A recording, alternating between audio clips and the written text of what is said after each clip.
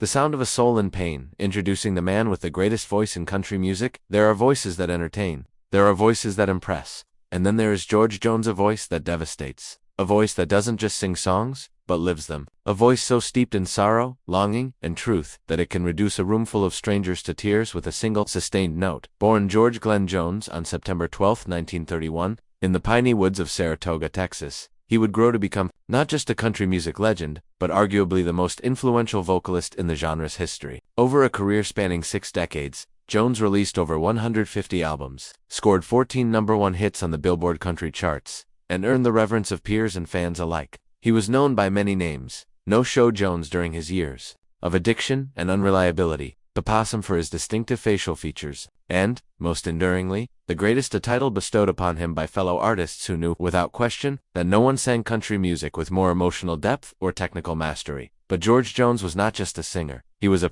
vessel for the human condition, its heartbreaks, its regrets, its fleeting joys, and its quiet desperation. He sang about love lost, alcohol consumed, faith questioned, and redemption sought. And he sang it all with a voice that seemed to rise from the depths of the American soul. This is the story of a man whose life was as turbulent as his music, was transcendent, a man who nearly destroyed himself, only to rise again and deliver some of the most powerful performances in recorded history. Roots in the dust, a childhood forged in hardship and music. George Jones was born into poverty in a rural East Texas sawmill town. His father, George Washington Jones, was a rough, hard-drinking man who worked in lumber camps and occasionally played guitar. His mother, Clara, was a devout Baptist who sang in church and instilled in young George a deep love for gospel music. In traditional country, the family was large-age children and money was always scarce. Jones later recalled picking cotton as a child, earning pennies to help put food on the table. The house had no electricity, and the family often went hungry, yet music was always present. On Sundays, they attended church, where George first learned to harmonize with the hymns.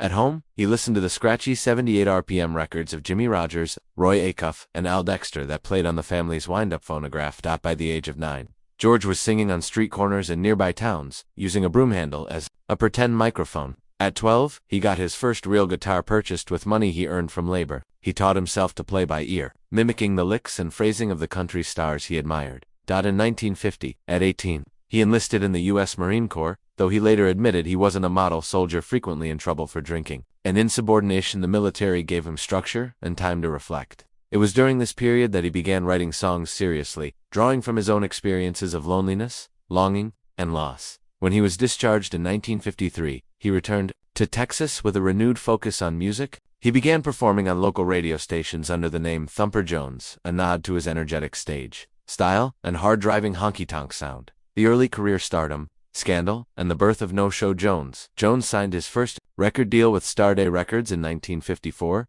His debut single, No Money in This Deal, was a honky-tonk lament about the struggles of a working musician. Though it didn't chart, it established his sound, raw, honest, and rooted in the realities of everyday life. His breakthrough came in 1959 with White Lightning, a fast-paced, rhythm-driven song written by J.P. the Big Bopper Richardson. The song, about a moonshiner evading the law, became Jones' first #1 hit on the Billboard country charts. With its driving beat and Jones' energetic delivery, it showcased a side of him that was playful, rebellious, and full of swagger, but it was his ballads that revealed his true genius. Songs like She Thinks I Still Care, 1962, The Window Up Above, 1967, and She's a Good Un, 1966 displayed a vocal maturity and emotional depth that set him apart. He didn't just sing about heartbreak, he became it. His phrasing was masterful. He would linger on a syllable, stretch a vowel, or pause just long enough to make the pain palpable. By the late 1960s, Jones was a superstar. He had married Shirley Ann Corley in 1954, and they had one daughter, Georgette.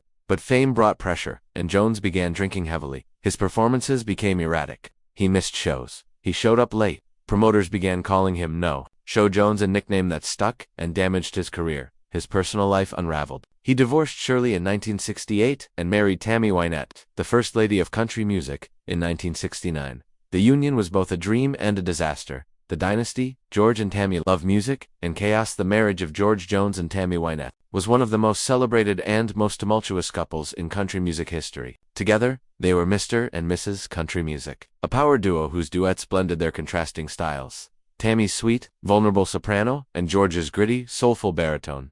Their first duet, We're Gonna Hold On, 1973, was a public declaration of commitment amid their private chaos. The song, with its promise to hold on through thick and thin, was both hopeful and heartbreaking. because behind the scenes, their relationship was crumbling. They fought violently. They reconciled repeatedly. They divorced in 1975 after 6 years of marriage, but continued to perform and record together. Their most famous duet, Golden Ring, 1976, tells the story of a wedding ring being passed from a pawn shop to a couple in love, only to end up back in the shop after a breakup. The irony was not lost on listeners. It mirrored their own story. Tammy Wynette later wrote in her autobiography that George once drove off with her hairpiece during an argument. Another time, he reportedly missed their wedding anniversary because he was passed out in a field, having ridden a lawnmower to a bar.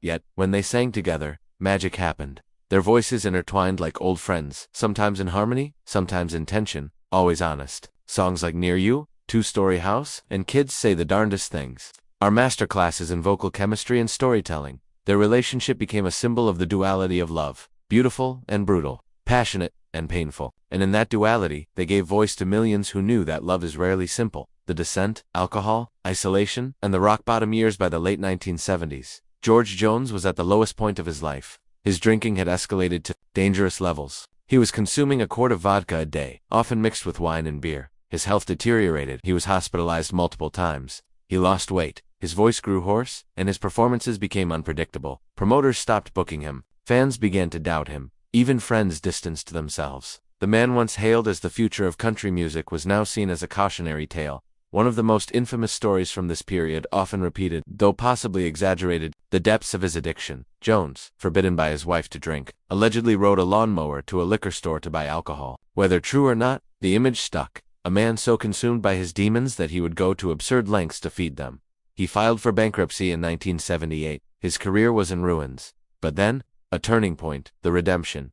He stopped loving her. Today, and the comeback in 1980, Jones released what would become the most iconic song in country music history, He Stopped Loving Her Today. Written by Bobby Braddock and Curly Putman, the song tells the story of a man who loves a woman his entire life, even after she leaves him. He keeps her letters, waits for her return, and only stops loving her when he dies. The final verse reveals, he's being buried, and the letter she promised to send finally arrives on his coffin. The song is devastating, and Jones' performance is transcendent. From the first mournful notes of the string section to the final whispered line, he stopped loving her today, Jones sings with a restraint that makes the emotion even more powerful. His voice cracks on I went to see him today, not from weakness, but from truth. He doesn't oversing, he doesn't dramatize, he simply feels.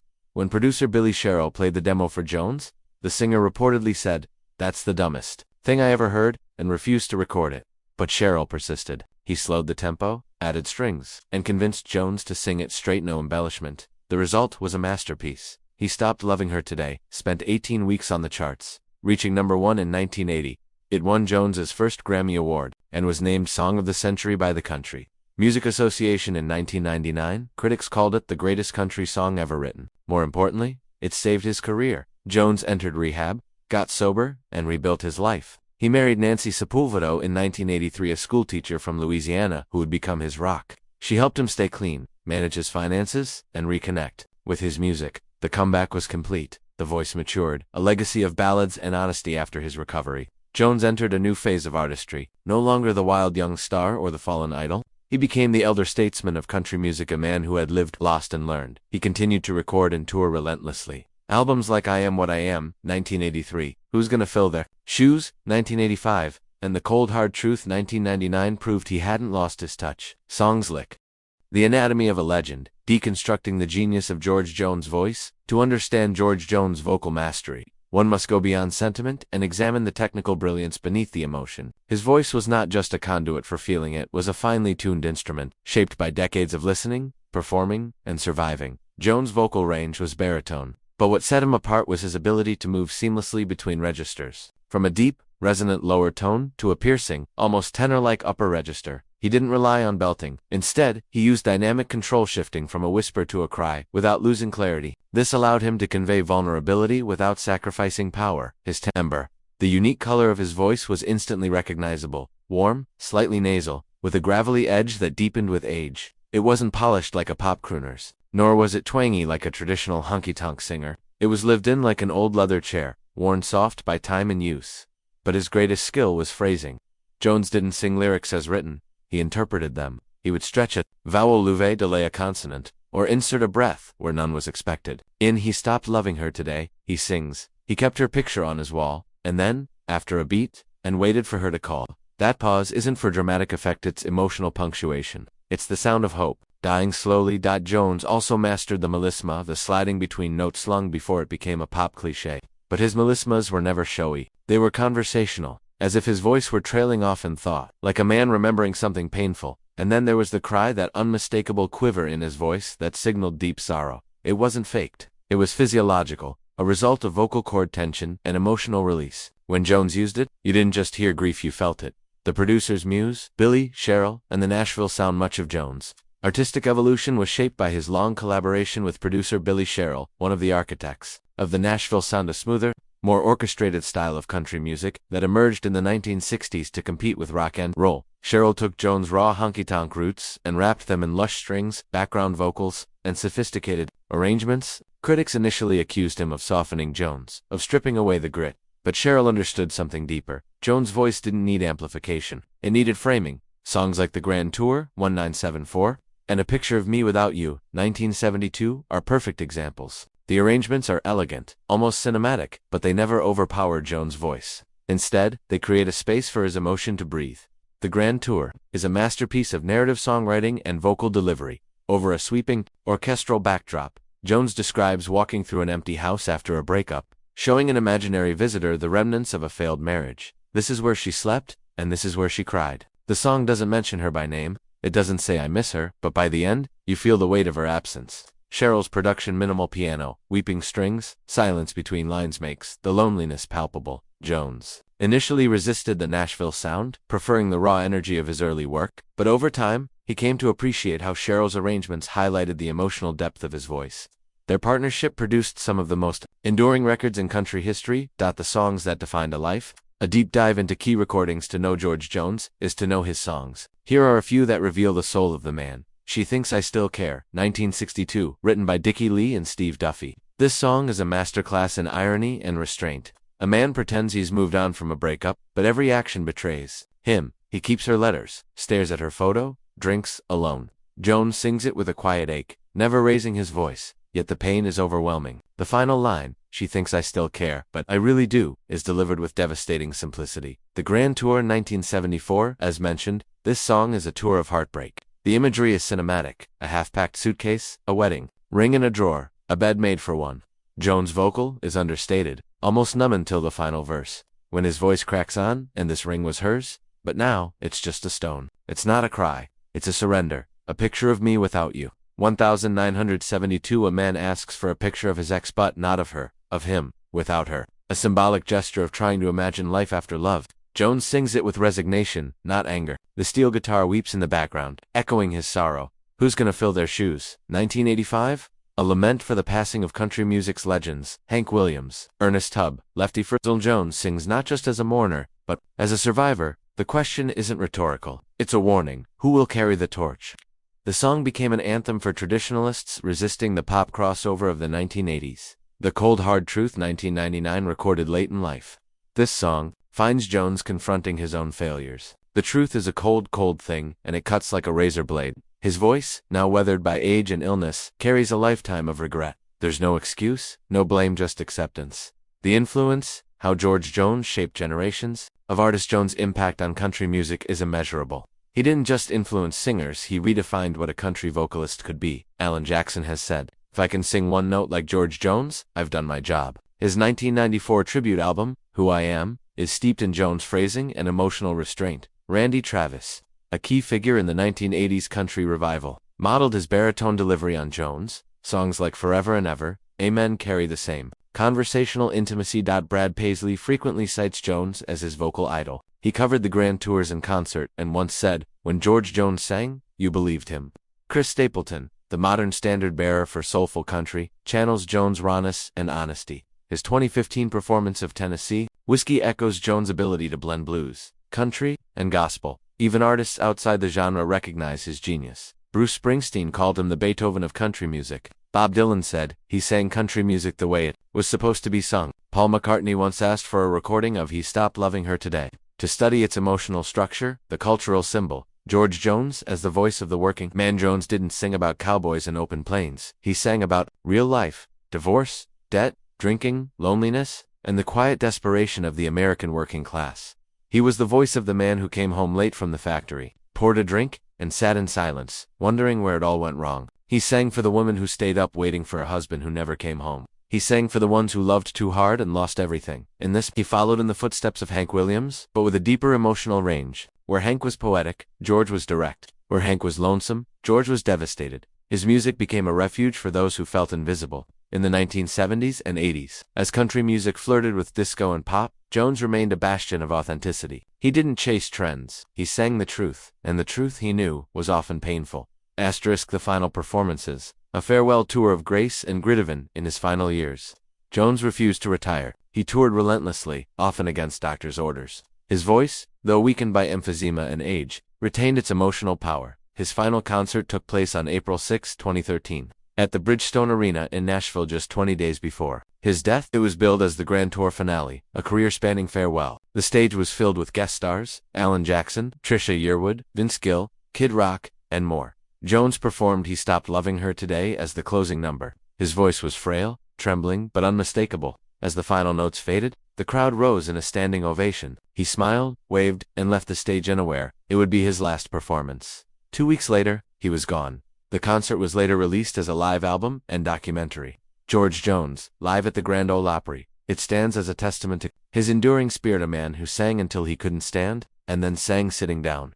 The widow's grace, Nancy Jones, and the preservation of a legacy after George's death. Nancy Sepulveda Jones became the guardian of his legacy. She had saved his life, managed his career, and stood by him through decades of turmoil. Now she ensured his music would endure. She oversaw the release of posthumous albums, including Cold Hard Truth, The Final Sessions, featuring unreleased recordings. She authorized biographies, documentaries, and tribute concerts. She worked with the Country Music Hall of Fame to preserve his artifacts, his guitars, stage clothes, handwritten lyrics. In interviews, she spoke with honesty and love, never hiding his flaws but always defending his heart.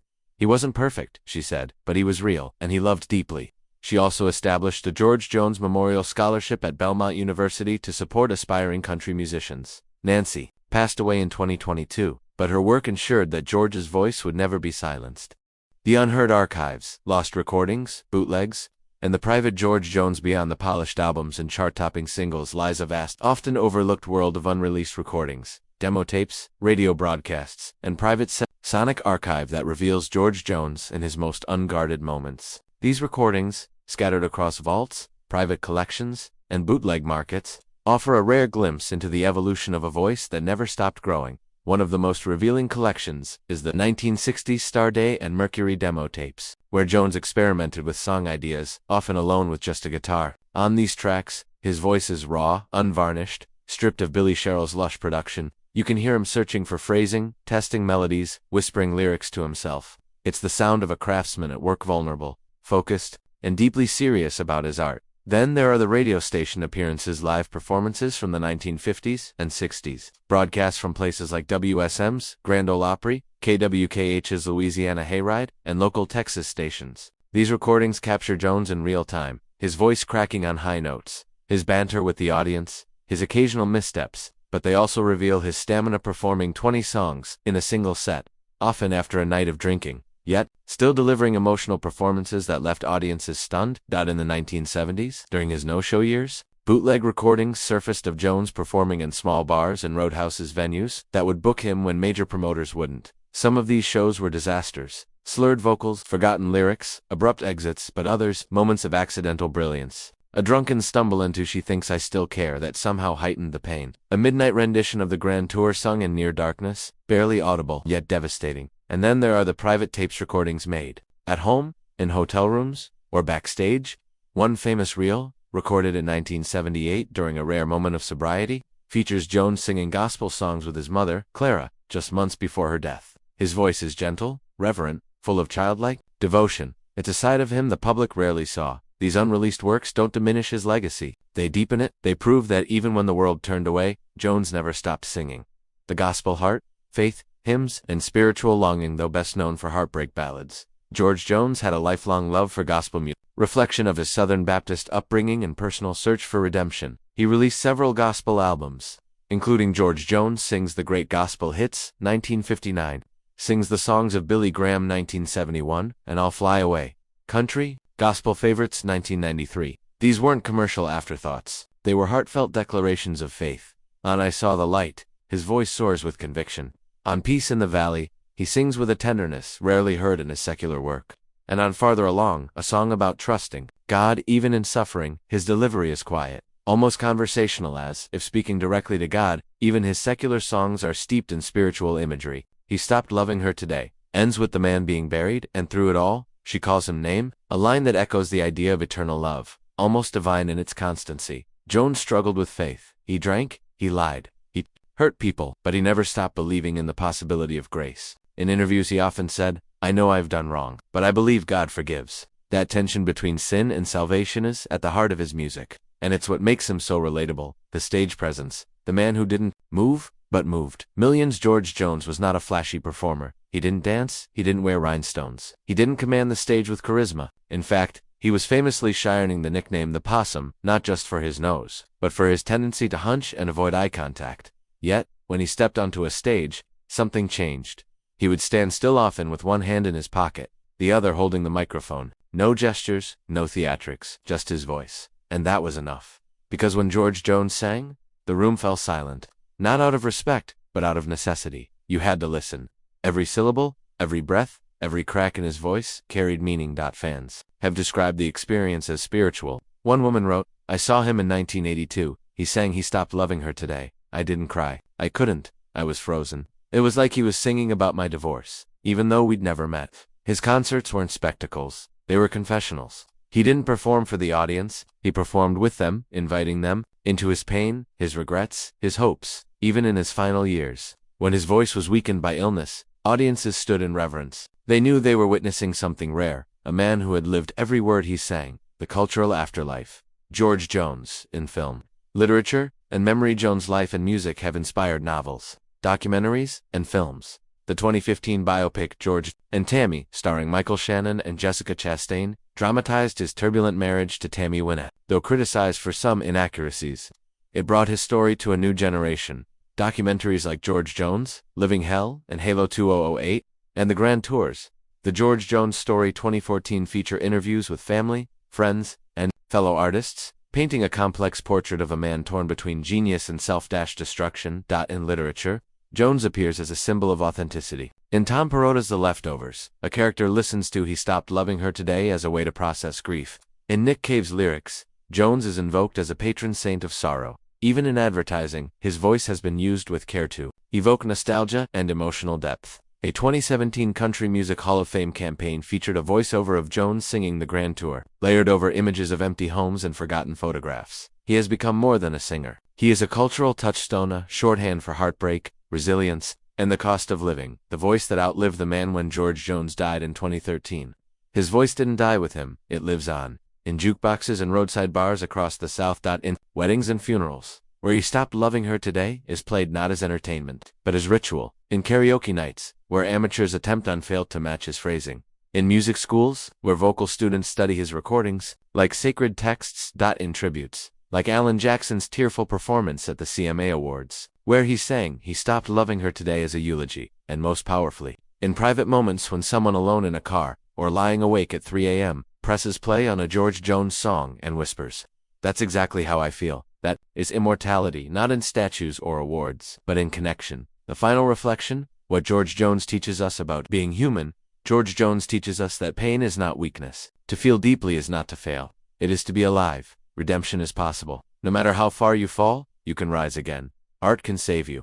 Singing about your pain doesn't erase it, but it can make it bearable. Love is worth the risk. Even when it ends, even when it breaks you, it matters. Authenticity is everything. The world doesn't need perfection. It needs truth. He was not a saint. He was not a hero. He was a man, flawed, broken, brilliant, and that's why we love him. The discography. A legacy in sound. Jones recorded over 150 albums, a staggering output that includes studio albums, for example, I Am What I Am, The Grand Tour, Who's Gonna Fill Their Shoes, live albums, for example, Live at Dancetown, USA, Live with the Possum, gospel albums, for example, Sings the Great Gospel Hits, duets with Tammy Wynette, Montgomery, Gene Pitney compilation albums, for example, The Essential George Jones. Super hits. His #1 hits include White Lightning, 1959, She Thinks I Still Care, 1962, Walk Through This World With Me 1967, The Grand Tour 1974. He Stopped Loving Her Today 1980, Still Doing Time 1981, Queen of My Heart 1984. He won 2 Grammy Awards, was inducted into the Country Music Hall of Fame in 1992, and received the Grammy Lifetime Achievement Award in 2012. The enduring questions: who will carry the torch? In Who's Gonna Fill Their Shoes, Jones asked, who's gonna fill their shoes when they're gone? He was referring to legends like Hank Williams and Lefty Frizzell, but the question now applies to him: who will sing with that kind of honesty? Who will risk vulnerability in an age of image? Who will stand still and let their voice do the work? Artists like Chris Stapleton, Mickey Guyton, Turnpike Troubadours, and Charlie Crockett carry fragments of his spirit, but no one replicates his totality. Perhaps no one can, because George Jones wasn't just a singer, he was a once-in-a-lifetime voice, a natural phenomenon, like a storm or a mountain, and like all great things, he cannot be duplicated. The voice that time could not erase. George Jones in the digital age, in an era of auto-tune, viral trends, and disposable music, George Jones stands as a defiant anomaly, a man whose voice grows more relevant with time, while other legends fade into nostalgia. Jones' recordings feel startlingly present, as if they were made yesterday. This is not merely the effect of preservation or reverence, it is the power of emotional timelessness. Streaming platforms have introduced Jones to younger generations who never saw him perform live. On Spotify, He Stopped Loving Her Today has over 100 million streams. On YouTube, fan-uploaded videos of his live performances crackling with age, shot on grainy VHS, have millions of views. Comments read, "I'm 22, and this just destroyed me. I don't even like country music. But this is human. He's singing about my breakup from 2 years ago." This is the miracle of George Jones. He transcends genre, generation, and geography. His music is not classic country. It is classic pain, universal, unfiltered, undeniable. And in a world where people curate perfect lives on social media, Jones' raw honesty is a revelation. He didn't hide his flaws, he sang about them. And in doing so, he gave listeners permission to stop pretending. The therapy of song, how George Jones became a quiet healer for decades. Therapists, grief counselors, and hospice workers have used Jones' music as a tool for emotional release. His songs don't cheer people up. They don't offer solutions, but they do something more powerful. They validate sorrow. In a 2018 study published in the Journal of Music Therapy, researchers found that patients dealing with loss responded more deeply to George Jones than to any other artist. One participant, grieving her husband's death, said, "I played He Stopped Loving Her Today every night for a month. I didn't want to feel better. I wanted to feel like I wasn't crazy for missing him. George made me feel sane." Another, recovering from addiction, said Jones' The Grand Tour helped him face the wreckage of his past. "It's like he walked through my house and sang about what he saw." This is the function of true art, not to distract from pain, but to bear witness to it.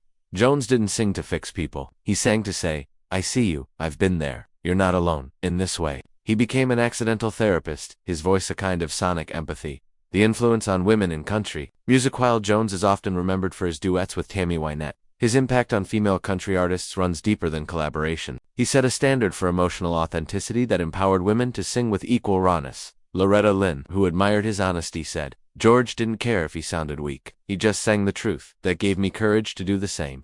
Dolly Parton, a longtime friend, once said, "If I could sing heartbreak like George Jones, I'd retire." She cited his phrasing as an influence on her own ballads, like "Coat of Many Colors" and "My Tennessee Mountain Home." Reba McEntire has covered He Stopped Loving Her Today in concert, calling it the most perfect country song ever recorded. She said Jones taught her that less is more than a pause, a breath. A cracked note can carry more weight than a high C. Miranda Lambert, known for her fierce independence, has said Jones' music helped her understand that vulnerability is not weakness. He cried in his songs, and he was still a man. Even Carrie Underwood, whose polished pop country style differs greatly from Jones, has acknowledged his influence. "When I want to learn how to sing a ballad, I listen to George." Jones didn't just influence male singers, he expanded the emotional vocabulary of country music, making space for women to sing about heartbreak, regret, and survival with unflinching honesty. The language of loss. How Jones mastered the poetics of heartbreak. George Jones didn't write most of his songs, but he was a genius interpreter, man who could turn a well-crafted lyric into a visceral experience.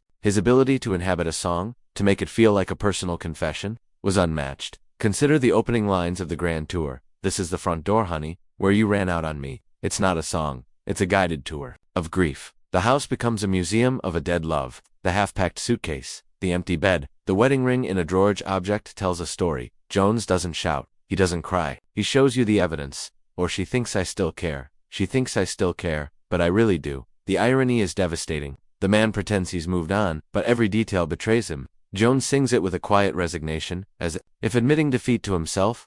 Or a picture of me without you. Send me a picture of me without you, so I can see what I'm supposed to be. It's a request for proof of survival. A man trying to imagine a future without the woman he loves. Jones delivers it not as a plea, but as a surrender. These songs are not melodramatic. They are minimalist tragedies. Bare in language, rich in implication, and Jones' voice gives them weight. The Voice is a National Archive. George Jones recordings are more than music. They are cultural artifacts, documents of American life in the 20th century. They capture the working class struggle of the post-war South. They reflect the rise and fall of traditional values in a changing world. They chronicle the epidemic of addiction that swept through rural America. They preserve the sound of Southern speech, the cadence, the drawl, the rhythm of everyday talk. When historians study the emotional life of mid-century America, they will listen to George Jones. His voice is a sonic archive of the American soul, its hopes, its failures, its quiet endurance. The Library of Congress has recognized this, adding "He Stopped Loving Her Today" to the National Recording Registry, a collection of recordings deemed culturally, historically, or aesthetically significant. The paradox of joy. When George Jones smiled, though best known for sorrow, Jones had a wicked sense of humor and a love for up-tempo, playful songs. Tracks like Tennessee Whiskey, later made famous by David Allan Coe and Chris Stapleton, Wine-Colored Roses, and Who's Gonna Fill Their Shoes, show a lighter, more reflective side, and his live shows often opened with a fast honky-tonk number, Love Bug or Why Baby Why, to warm up the crowd before descending into heartbreak. He also enjoyed duets with comic timing, like We're Gonna Hold On and Two-Story House, where he and Tammy Wynette traded lines with playful tension. Even in interviews, Jones could be surprisingly funny.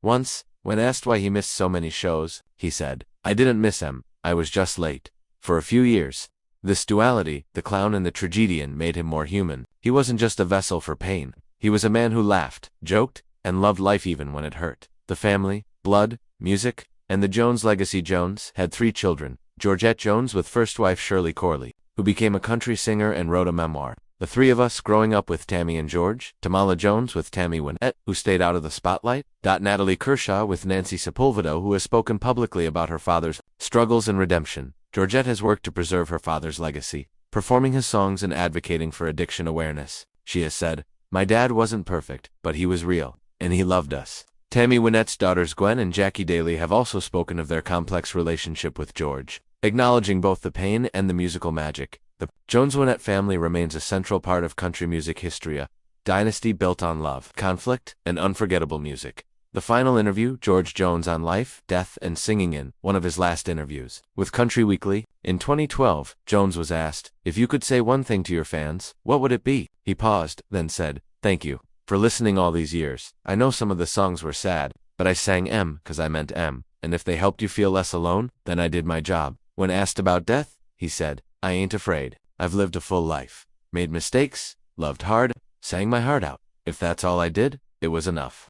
These words, simple, humble, profound, capture the essence of the man, the immortality of a single note. In 2020, scientists at the University of Tennessee launched a project called The Voice of the South, an AI study analyzing the emotional resonance of Southern vocalists. George Jones' voice was found to trigger the highest empathy response in listeners, than Elvis, more than Hank Williams, more than Johnny Cash. Why? Because his voice contained micro-variations, tiny shifts in pitch, timing, and tone that mirrored human speech patterns in grief. His voice didn't just sound sad, it behaved like a grieving person. This is the science behind the soul. Jones wasn't just a singer, he was a biological instrument of empathy. His vocal cords, tuned to the frequency of human sorrow, the lasting silence. What happens when the voice stops? When George Jones died, the world didn't just lose a singer, it lost a witness. A man who had seen the worst of life, addiction, betrayal, loss, and still found beauty in song. A man who could stand on stage, frail and aging, and silence a room with a single note. A man who proved that truth is more powerful than perfection. And now, in the silence after his final breath, his music remains. It plays in pickup trucks, in nursing homes, at funerals, at 3 a.m.